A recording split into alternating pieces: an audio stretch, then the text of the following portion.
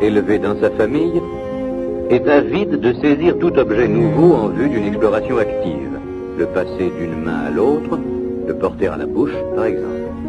Totalement absorbé par ces manipulations, l'enfant prête peu d'attention à son entourage. Christine, régulièrement confiée à une crèche de jour, ne semble pas présenter un comportement différent de celui de l'enfant précédent. Ces deux exemples nous ont montré le cas d'enfants dont les conditions familiales offrent toute sécurité. Par contre, lorsque ces conditions sont défavorables, au point de nécessiter un retrait et une hospitalisation, le comportement du nourrisson va s'en ressentir, ainsi qu'en témoigneront les séquences suivantes. Caroline, dont la mère s'est médiocrement souciée, est anorexique.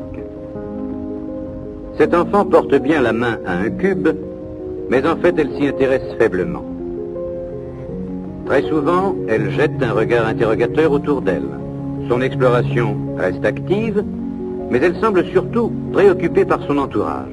Par exemple, Véronique, également anorexique, manifeste son refus en écartant ses mains d'un geste d'évitement.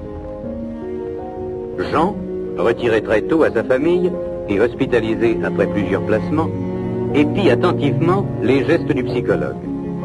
La carence affective dont cet enfant a souffert semble faire primer chez lui le besoin de contact social qu'on pourrait motiver par le désir intense de l'enfant de trouver un substitut maternel.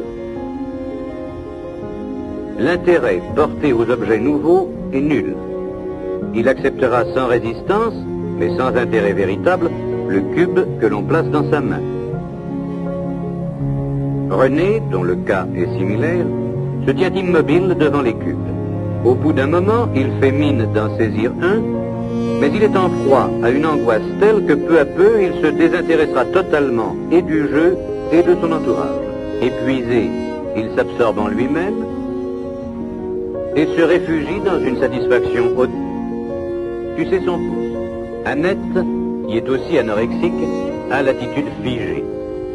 Son désintéressement est presque total. L'anxiété grandissante se traduit par des mouvements de lèvres, des clignotements et par une respiration irrégulière. Nous retrouvons chez Colette, privée d'affection et de soins, les mêmes symptômes d'autisme et d'anxiété. Gestes figés, respiration haletante. Ainsi donc, la carence affective suscite chez le nourrisson non seulement l'angoisse, bien connue des psychologues, mais elle favorise, en présence d'objets nouveaux et dans des situations inaccoutumées, une inhibition parfois doublée d'autisme dans les cas les plus graves.